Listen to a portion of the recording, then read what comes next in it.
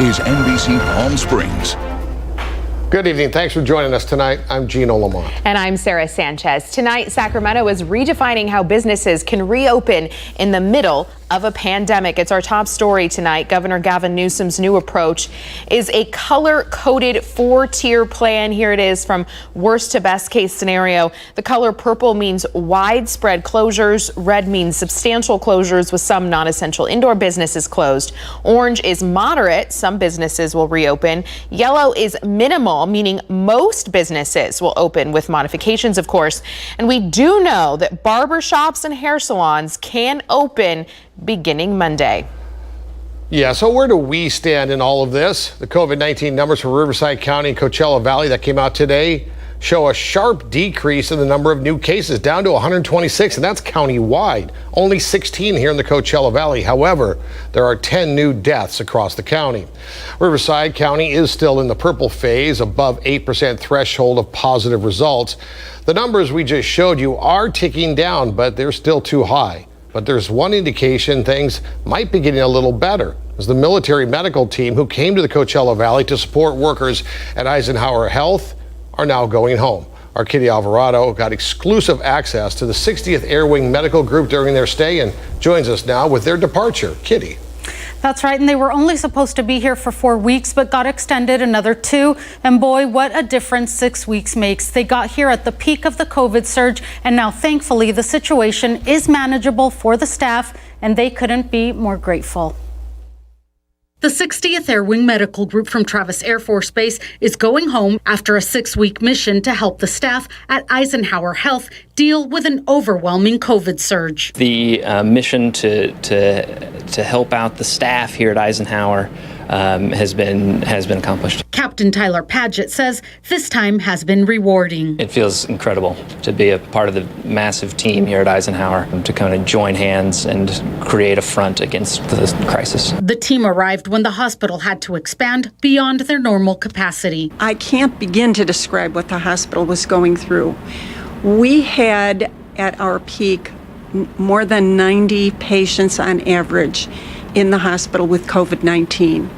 We had opened 3 nursing units plus critical care beds. As our intensive care unit had occupied 2 ICUs for COVID patients, that had created a huge burden on the staffing. So we were really stretched, stressed, and our nurses were exhausted. But as they leave, they have an average of 30 COVID patients and 1 ICU with 5 patients. And we're staffed quite well right now. They came in at the perfect time. They're remarkable. The staff is grateful for the courage they showed in stepping up to fight a deadly virus and help a community in need. They really are self-sacrificing. It really is a tribute to our military. Your help has been very, very appreciated. We appreciate you more than you'll ever know. God bless. Thank you. Thank you. Thank you indeed. And now when the team returns to Travis Air Force Base, they do have to quarantine for 2 weeks to make sure that they're not sick. And we're definitely grateful for this team and for their service. I'm Kitty Alvarado. All right. Thank you, Kitty. More now on Governor Newsom's press conference today. He also mentioned that there'd be an additional $300 sent out for folks filing unemployment, and it'll be retroactive to August 1st. However, no timeline as to when it will actually begin. But still, many Californians are just trying to make ends meet. And for some, that means using their homes as short-term vacation rentals to try to help get by. But in Cathedral City, the clock is ticking on that. Nico Payne live in Cathedral City, where the city council voted to phase out short-term vacation rentals by the end of 2022. Nico. Yes, the decision comes after more than a year of deliberations and public input, and now a local nonprofit organization called I Love Cathedral City has issued a legal letter to the city outlining the many reasons why they should not adopt this new ordinance. We are prepared as an organization to come together and move forward with litigation if necessary, if the city is unwilling to compromise with us in any way. Cathedral City Council has voted unanimously to phase out short-term vacation rentals. Representatives from the city say they want to restore quality of life back to neighborhoods, and they don't have enough enforcement to deal with unruly renters. We have lots of complaints of noise, trash, people going into other neighboring properties. But a pro short-term rental group called I Love Cathedral City says the city's reasoning is flawed because when citations are given to short-term rentals, they're given to unlicensed operations. The majority of citations given out to short-term vacation rentals are given to illegal short-term vacation rentals. We checked with the city on that. They said they don't think that it's true, but were not able to provide us with the data on citations. There are some exceptions to the new ordinance. You can still rent out a single room or casita as long as you remain on property during the rental period. Plus, HOAs also play a role. If you live in an HOA community and that HOA community permits short-term vacation rentals. And as for the owners of short-term rentals, those that are currently a short-term vacation rental will have the 27 months. Those that are trying to become a short-term vacation rental, that's not possible. Cathedral City says one option that is still in play is rentals longer than 30 days. If you're still wanting to maybe capture that snowbird market where the people come down for like 4 months, you can still rent out your home to snowbirds for more than 30 days. Current short-term vacation rentals will have a base year to operate. A second reading on the ordinance will take place on September 9th, and if passed, it will go into effect on October 9th. Reporting live, I'm Nico Payne, NBC Palm Springs. All right, thank you, Nico. And how we do just about everything is changing now in the age of COVID, especially for students. Many are learning virtually right now, but Palm Valley is the first school in the Coachella Valley to receive approval for in-person classes from the county. Olivia Sandusky is live in Rancho Mirage, where students will be back on campus in just about a week now. Olivia. Sarah, they are making it very clear, though, if these students don't feel comfortable returning to in-person classes, they do still have that online option. I spoke with the head of school today, and he told me this waiver approval is being received very well here in the community, and they've even had some last-minute enrollments because of it. Air hug. Brenda Kaiser reads off socially distanced activities she plans to do with her third grade class when they return to campus. I'm excited and nervous at the same time. It's mixed emotions for sure, because I know we want to be safe, but at the same time, I want to be there on one-on-one with my students. The county approved Palm Valley's waiver unanimously, and in-person elementary classes begin September 8th. Some parents say they're excited to see kids back in the classroom. It's going to be great for the school, and I look forward to when all kids can get back to school. I know it's been difficult for all of us parents, and it's been really, really difficult for the kids. But for those who aren't ready, students can still continue with online classes. We do, of course, have the screening guidelines, and we're keeping cohorts and small and stable.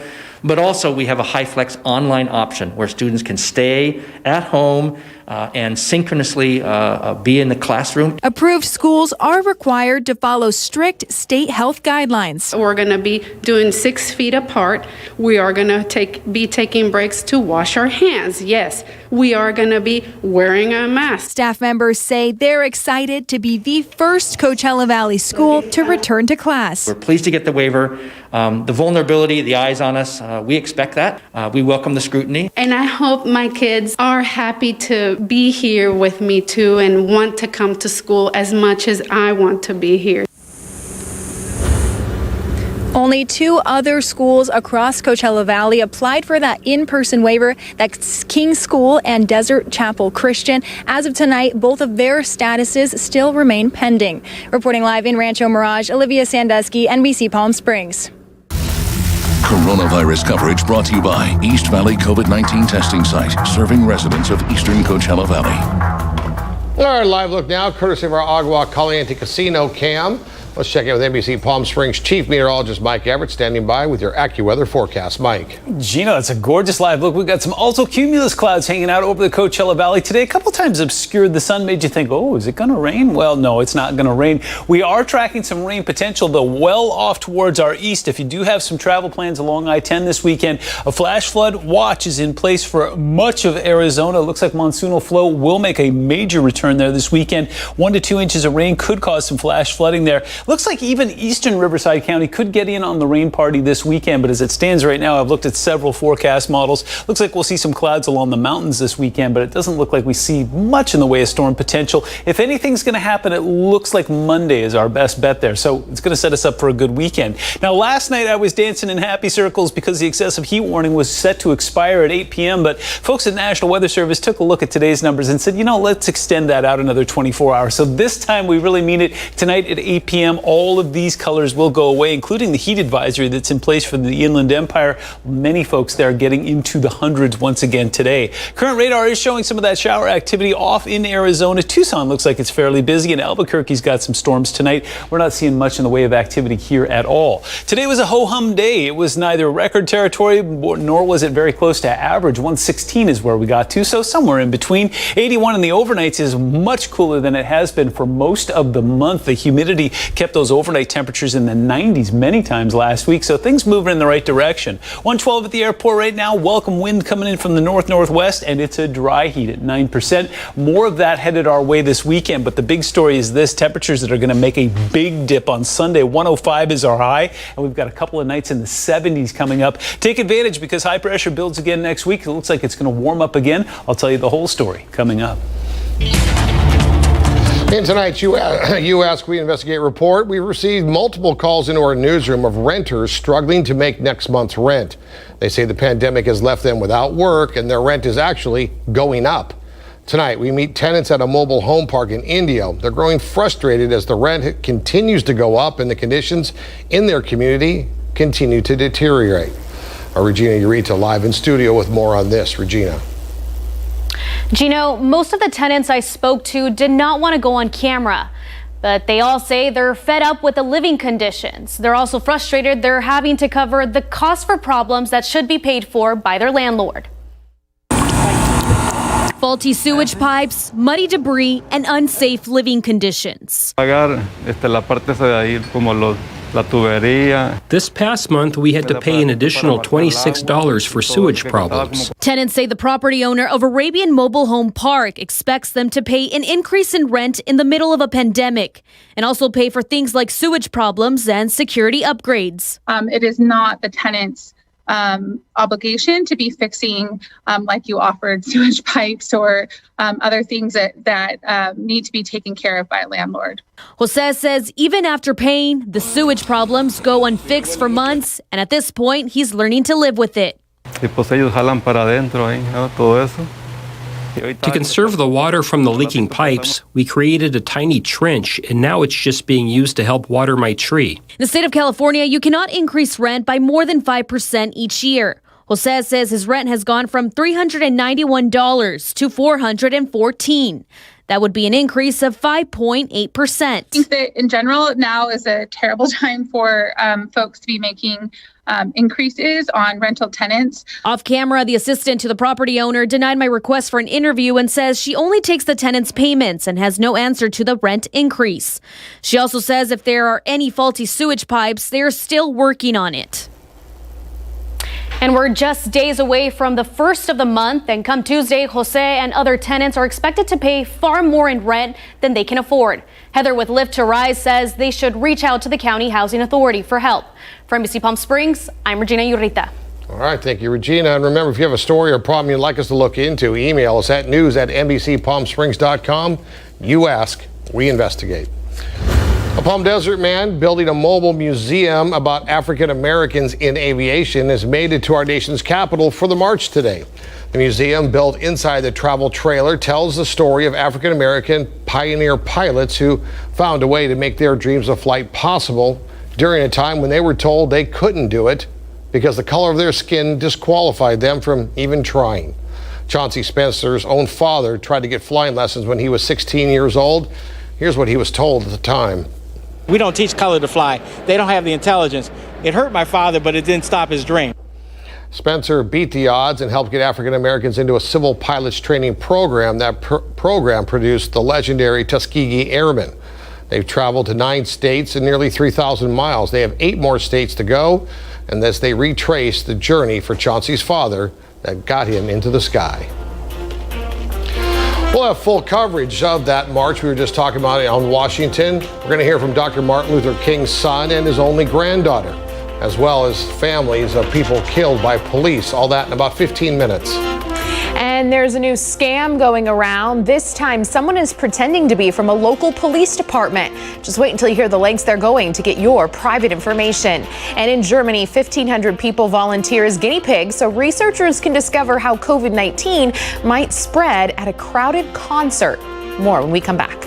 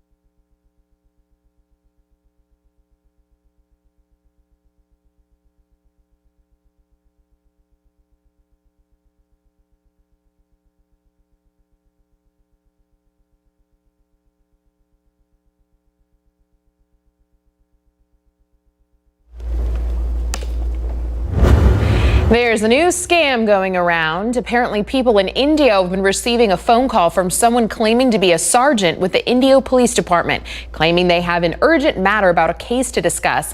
The scammers are giving out the name of an officer that works for the police department and his phone number, but they're calling from a number not associated with the department. We spoke with Ben Gittrin with the Indio Police Department. He wants to stress this is a scam and the person is not associated in any way with the police department. It's okay to ask for information from an officer. That's what we're there for. The building of trust is very important to us. Just keep in mind that if it's an emergency, we might not have to go. And if it's an emergency, you're going to know right away, hey, this is serious. But these type of conversations, it's okay to say, officer, can I have your phone number? And I need your dispatch number. Indio PD says if you've gotten a suspicious call like this, you should report it to them. They say they're investigating this fraudulent scheme. All right. Coming up after the break, we've got lots more for you. But first, let's check in with Mike, who's standing by the big green wall. Gina, we are right on the verge of a weekend, and it looks like August has saved the very best for last. It's been hot, it's been humid. We're going to take all of that down and enjoy a relatively pleasant weekend. We'll give you the details when we come back.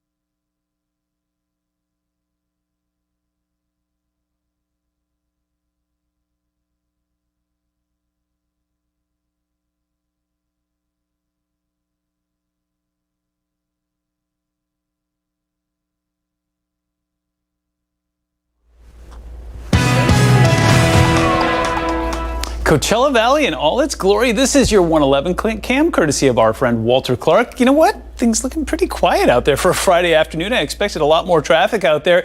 Look at those clouds, though. That is part of our weather story tonight. We are going to see temperatures that are going to make a magnificent dip this weekend. I shared part of that story with you earlier. Let me tell you the rest here. It looks like if it wasn't for that low pressure pushing in from the northwest, this would be a monsoonally active weekend for us. You can see that flow trying to come up from the south there and push its way towards the north. In fact, tracking just some light showers that are making their way across eastern Riverside County. We've got some shower activity off the coast as well, and then a lot of that seems like it's just being stopped at the border, some of it coming up into Imperial County. That's where I expect most of the activity to remain this weekend. I'll show you that in a moment. We are tracking some shower activity off towards Arizona. It looks like New Mexico and Colorado are the two places that are extremely active today. We've got some afternoon thunderstorms firing up there. Looks like more of that is on the way on Saturday. So it's much easier to see. This is not an impressive low pressure system, but it is enough to take that ridge of high pressure that's been keeping us hot and keeping us humid and push it ever so slightly off towards the south and east this weekend and suppress some of that flow. So look, as you look, some of that is trying to creep up along Baja and come up in our direction, but it's just being met right about there. So bottom line, you'll see more of those altocumulus clouds this weekend. We may even see some storms off towards the east, maybe up in the mountains on Sunday, but that's about as exciting as it gets. Otherwise, we're going to see those temperatures make a lovely drop and put us closer to where we should be for this time of year. Currently 112 at the airport, some 70s along the coast. There will be some clouds in the early morning hours if you are heading to the coast this weekend. Should give way to some sunshine in the afternoon. Currently 112 in Havasu, 111 in Phoenix. Yep, we're the warm kids right now. 106 currently up in Sin City. 95 in the Yucca Valley, 73 in Big Bear, 87 in Idlewild. They're running warm right now. 110 in Coachella, and we've got 105 out in 29 Palms.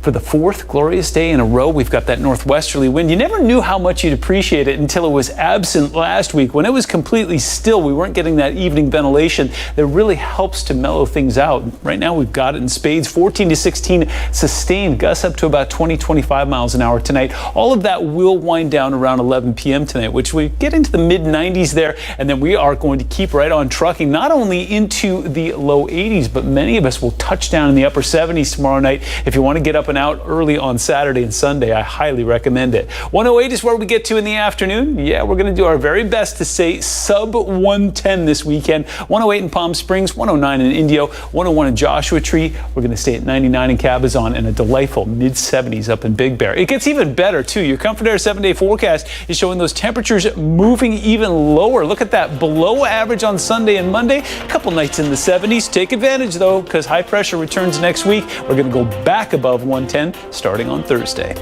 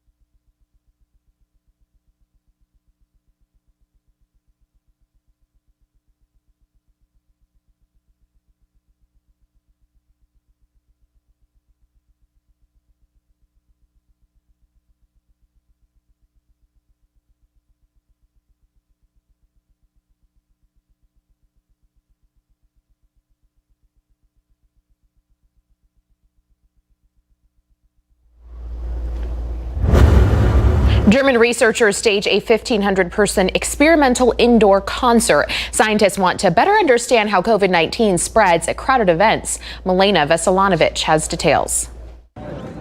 Music fans lining up for a gig. A normal sight in normal times, but not during a deadly pandemic. And this is no ordinary concert. 1,500 volunteers came to this arena in Leipzig, Germany, to help scientists understand how coronavirus spreads at big events and how to prevent it. There is no zero risk if you want to have life. And so we want to give the politicians a tool in order to decide rationally whether to allow such an event or not. Fans had to get a negative COVID-19 test and wear face masks. They were given fluorescent hand gel so scientists could see which surfaces were touched most often, and smoke was pumped to track how ventilation affects the spread of the virus. Staff handed out electronic contact trackers, which measured distances between participants and how often they came into contact. Since all people have to wear the FFP2 masks, which protects you and the others, it's very safe. We also tested all participants in advance, so 48 hours in advance, so that we know that the people that are participating are negative either on Thursday or on Friday. Even if they would have caught a corona infection last night, they would not be infectious today. This may have been an experiment, but for some in the crowd, it felt like a welcome return to normality. The atmosphere was really great, I think. We all enjoyed the music, so it was really nice to listen to live music. At the first time it felt wrong because like all the people came together so close and you were like standing there and you were like, this is a dream because it's not allowed to be so stuck together. But then it was really, really cool. And I couldn't believe it before, but it was really like being on a concert again. Researchers at the University of Halle will now model the data to see how big cultural and sporting events could be staged safely, with conclusions expected by the end of the year. Milena Veselinovic, CNN. A $5 rapid COVID-19 test receives emergency use authorization from the FDA. Abbott, the company that makes the antigen test, says it can detect the virus in 15 minutes. Studies done by Abbott and several research universities found this test correctly identifies positive cases 97% of the time. And for accurate negative readings, 98% of the time.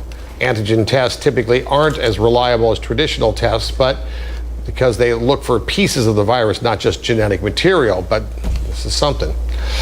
Coming up after the break, another deadly coronavirus at a meat packing facility. We'll look at how meat prices may be affected. And still ahead, the March on Washington takes a new significance as demonstrators protest against police brutality and for social justice. From a new Bill and Ted movie to one of my favorite series right now. I'm Manny the Movie Guy. See what's new on streaming coming up.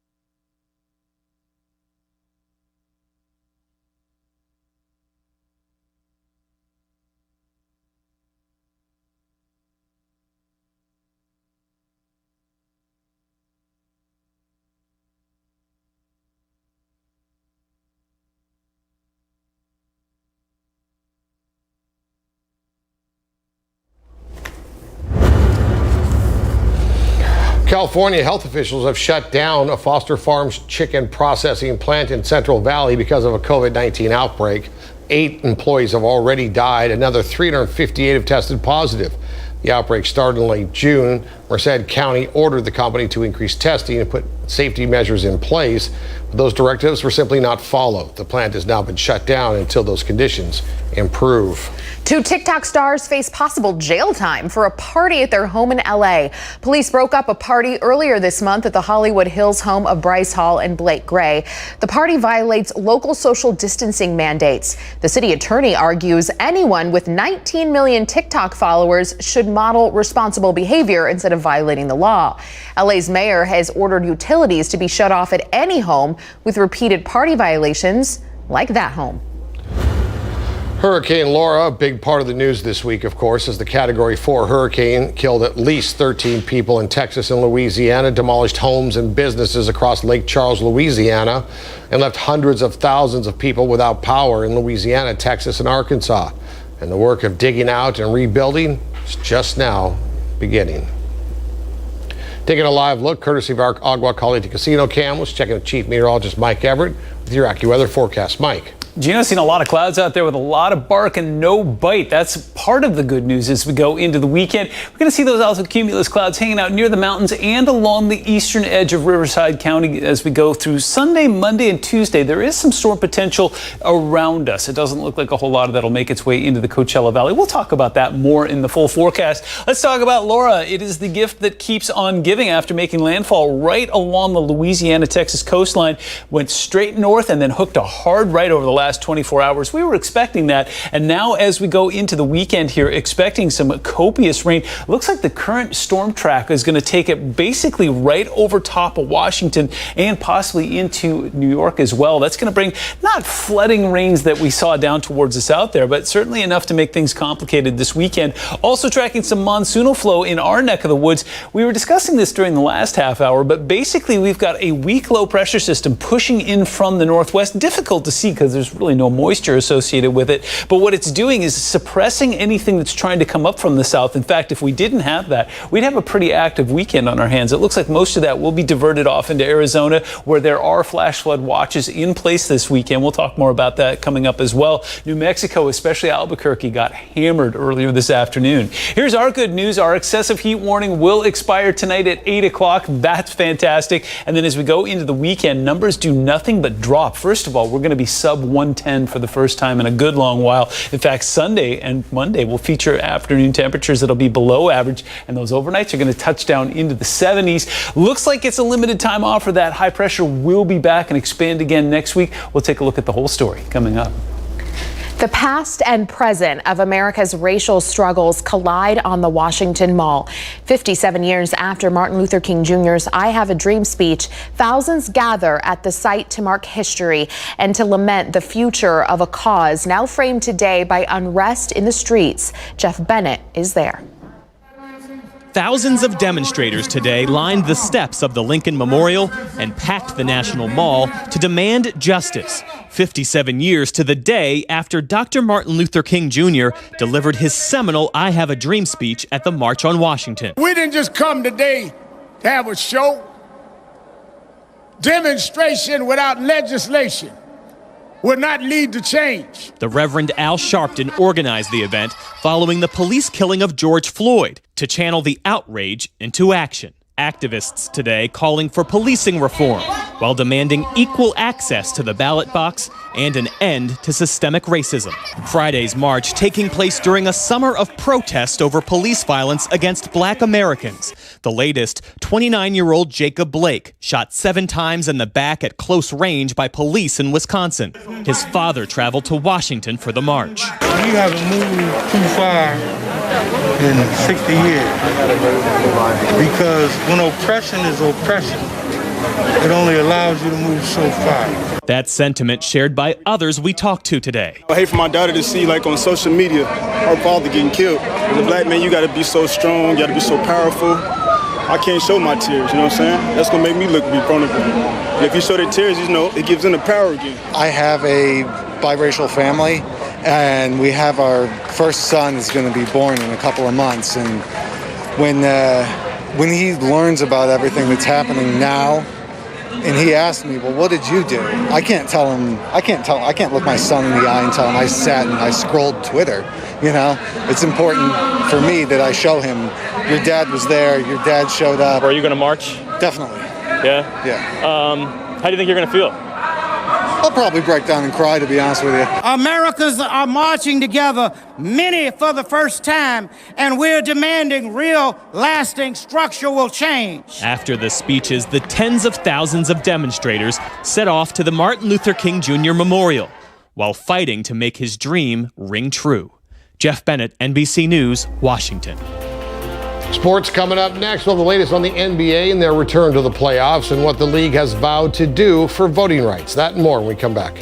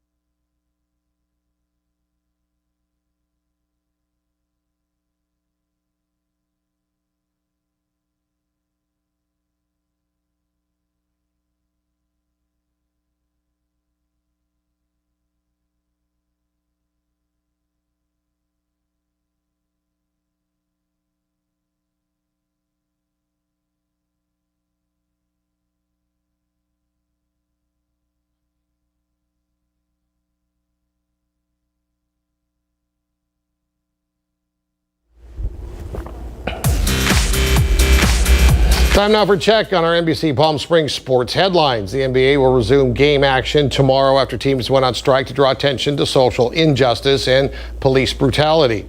And today, an announcement from NBA Commissioner Adam Silver. He says in every city where the league franchise owns or controls the arena property, team governors will continue to work with local election officials to convert the facilities into voting locations.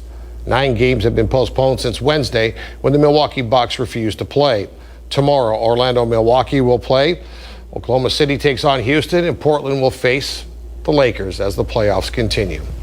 2 days after leading her sport into social justice work stoppage, Naomi Osaka wins her semifinal match in the Western Southern Open. Osaka walked to the court in Black Lives Matter t-shirt.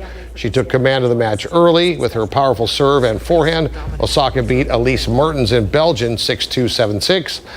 She will play Victoria Azarenka of Belarus in the tournament final tomorrow. And tomorrow, right here on NBC Palm Springs, NASCAR regulation season finale from Daytona. It's the Coke Zero Sugar 400. Coke Zero Sugar 400. Coverage begins at 4 p.m. right here on NBC Palm Springs. And of course, the news will be on right after the race. That's going to do it for sports. Let's check in with weather.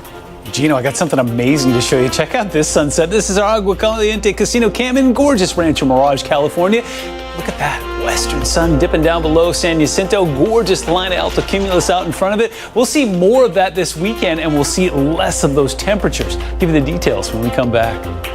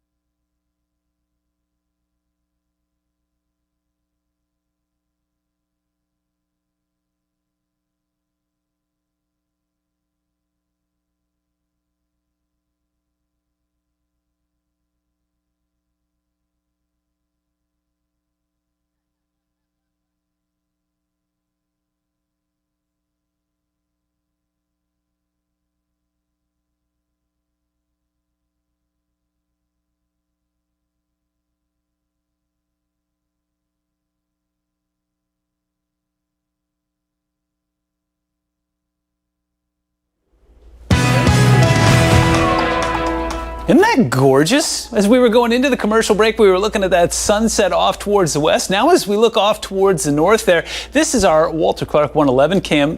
I'm surprised at the lack of traffic on a Friday afternoon.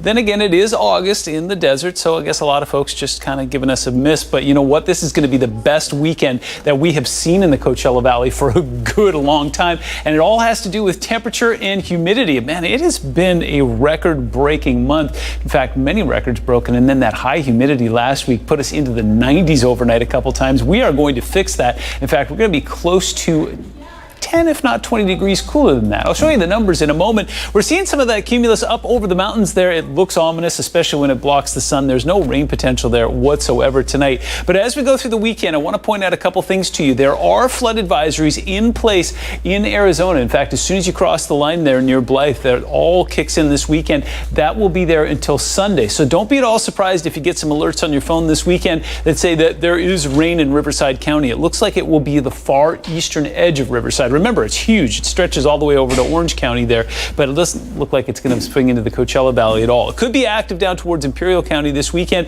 and we'll see some light showers off the coast. In fact, we're going to see the marine layer push up against the coast for the first time in a couple days as well. Take a look at the big picture. Well, things relatively quiet. It's this low pressure system up here that's sending that frontal boundary in our direction. No moisture associated with it, but strong enough to take that high pressure and nudge it a little bit further off towards the east. It keeps the monsoonal rain away from us, and it will help to lower temperatures. Meanwhile, what's left of Laura is just going to do work, especially along the eastern seaboard, getting ready for about 1 to 2 inches of rain in New York City over the next 24 hours there before this system finally ejects off into the Atlantic.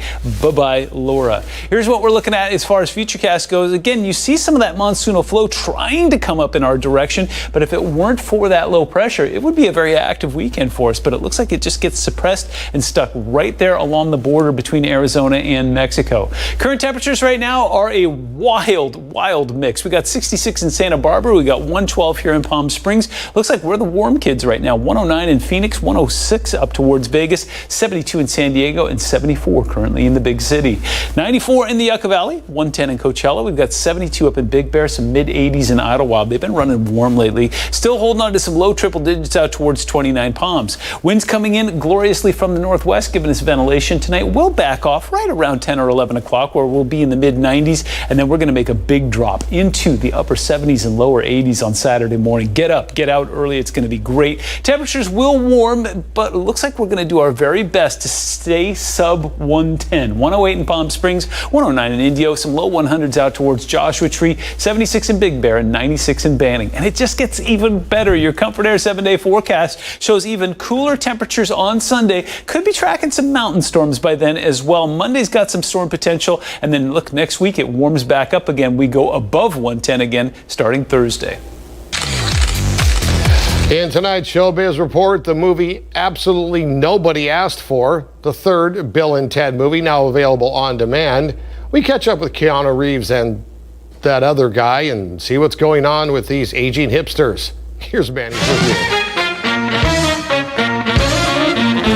Hello, movie buffs. Here's what's new on streaming. Let's begin with Bill and Ted Face the Music. You didn't time travel. It's been 29 years since we last saw Bill and Ted in their bogus journey. Now they have to face the music. Be role models to your daughters. Bill, aka Alex Winter, and Ted, aka Keanu Reeves, are still best friends but are now battling the boredom of middle age. But the universe is in trouble, and the key to saving it is for Bill and Ted to create a song in 7-8 minutes. We'll save reality as we know it. From director Peter Hewitt, who gave us their last outing, this is everything you want in a Bill and Ted movie. It's sweet but idiotic with a charming cast, and I love their daughters. Their addition lifts the franchise and gives it a whole new direction. And for that, Bill and Ted Face the Music gets 3 out of 4 most excellent kisses. And if you want drama, check out Lingua Franca from Netflix. Truly a surreal and exhilarating journey. Director Isabel Sandoval made history by being the first trans woman of color to direct and star in a film in competition at the Venice Film Festival. She plays Olivia, an undocumented Filipina trans woman in Brooklyn, caring for Olga, an elderly Russian woman. But identity issues soon complicate her budding romance with Alex. Olga's grandson. He's not my boyfriend. The story is very timely with beats of quiet moments, the unspoken passion. It is meant for the audience to think, feel, explore.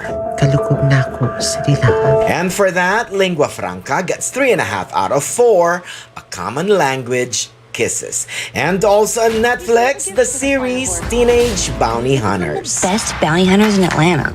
Funny, thrilling, brilliantly self-aware. The series tells the tale of Maddie Phillips, aka Sterling, and Angelica Betty Fellini, aka Blair, fraternal twins who become accidental bounty hunters. But first, they must finish high school.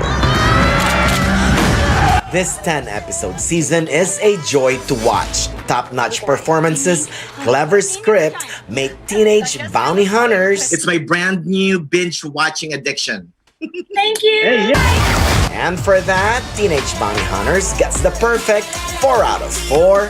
Stream this now. Kisses. We're Manny the movie, guys. Your twin, not quite teenage, bounty hunters.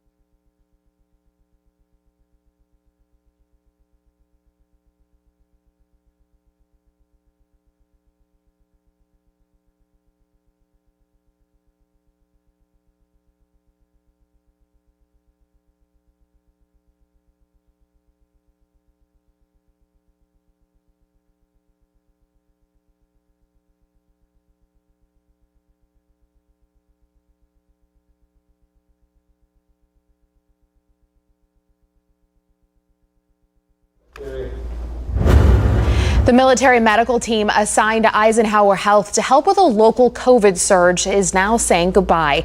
The 60th Air Wing Medical Group will return to Travis Air Force Base this weekend. They arrived at the peak of a local COVID surge. The hospital was operating above their normal capacity with an average of 90 COVID patients. They even added an additional ICU.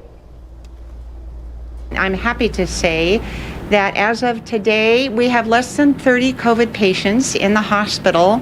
We're only occupying one intensive care unit for COVID with a total of 5 patients. And so I can say that they've really been a huge help. The mission to help out the staff here at Eisenhower has been accomplished. God bless. Thank you. Thank you. Today is their last shift, and when they get back to Travis Air Force Base, they'll have to remain in quarantine for 14 days. Tenants at the Arabian Mobile Home Park in Indio say they're fed up with the living conditions there. They also say the property manager is expecting them to pay for security upgrades and what has been ongoing sewer issues. All this in the middle of the pandemic. Rent's due next week, and some of the people who live there say they're afraid they simply won't be able to pay the new rent. In Cathedral City, the clock is ticking for short-term vacation rentals. The council voted to phase out these rentals by the end of 2022. This decision comes after more than a year of deliberation and public input. But now a nonprofit organization called I Love Cathedral City has submitted a legal letter to the city. A representative we spoke with lives in San Francisco, and she says the majority of citations come from unlicensed short-term rental operations. We have lots of complaints of noise, trash, people going into other neighboring properties. The majority of citations given out to short-term vacation rentals are given to illegal short-term vacation rentals. We checked with the city on that statement, and they said they don't think it's true, but were not able to provide us with the data on the citations. As for the homeowners, the city says they will not issue any new permits, and those who currently run vacation rentals will have 27 months to figure something else out.